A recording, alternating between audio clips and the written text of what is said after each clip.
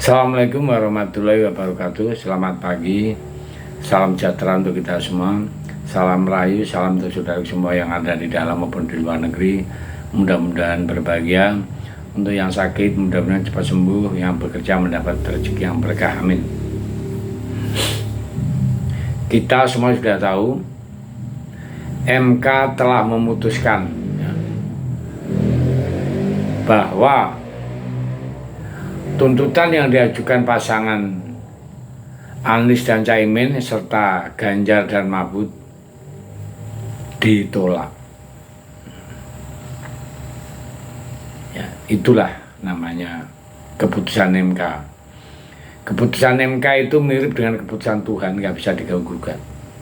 Ya, jadi begitulah faktanya. Mau apa lagi? Ya. Beberapa bukti yang jelas kasat mata, saksi-saksi yang diajukan pemohon itu semua ditolak oleh Mahkamah Konstitusi.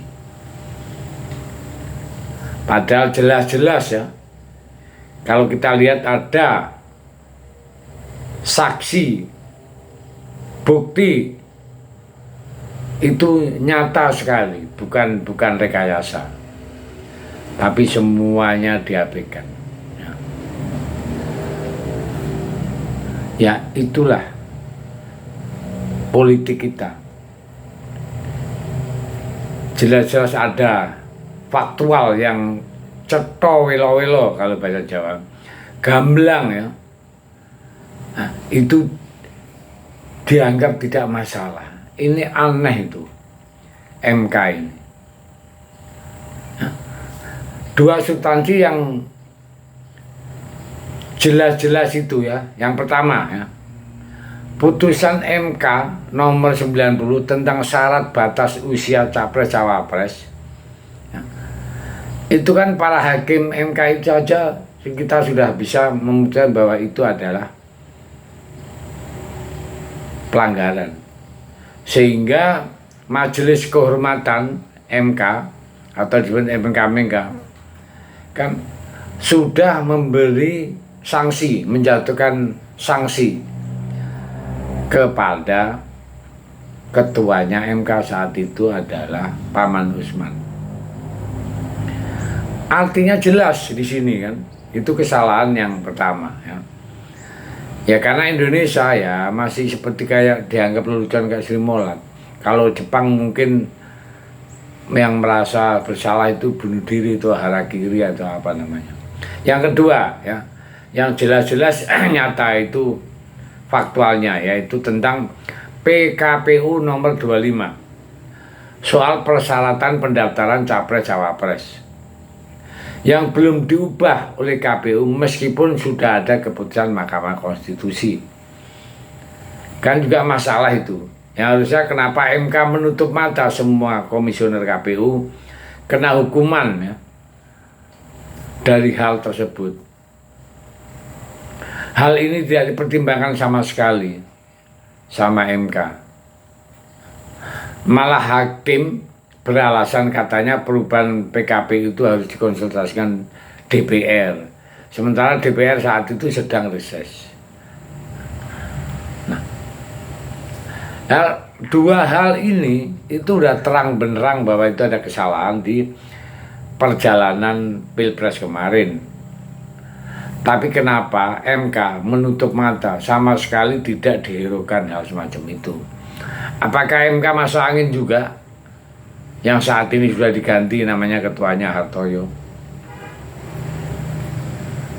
Ini tambah hari Indonesia tambah nggak jelas hukum-hukumnya. Jelas-jelas melanggar aturan, tapi di sidang MK tidak dimasukkan di dalam sak bukti-bukti yang konkret. Ini kita ya, saya terutama ya, merasa ya kecewa, jujur kecewa sekali. Bukan masalah harus menang Anies, bukan menang Ganjar, tidak.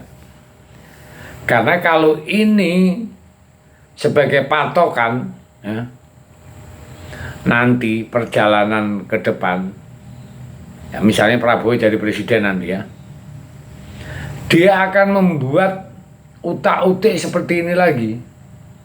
Karena apa? Setelah dirubah tidak bisa apa-apa. Ya itu memang salah. Tapi keputusan dia berjalan. Nah, harusnya ada undang-undang ya, atau dicantumkan lagi ya, tolonglah dirubah atau gimana, bahwa merubah aturan main itu hukumannya mati ya, atau minimal di penjara seumur hidup atau apa. Lah ini jelas-jelas salah. Anwar Usman cuman dilepas dari jabatannya, kok enak banget. Sementara yang dirubah ini membuat kerusakan yang sangat dahsyat tentang hukum Indonesia.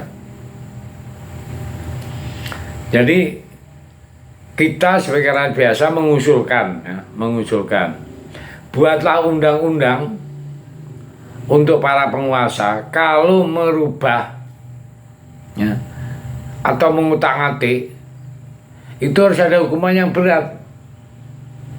Nah, seperti contoh koruptor tambah besar korupsinya tambah berat, sehingga ada sedikit-sedikit ada efek jera.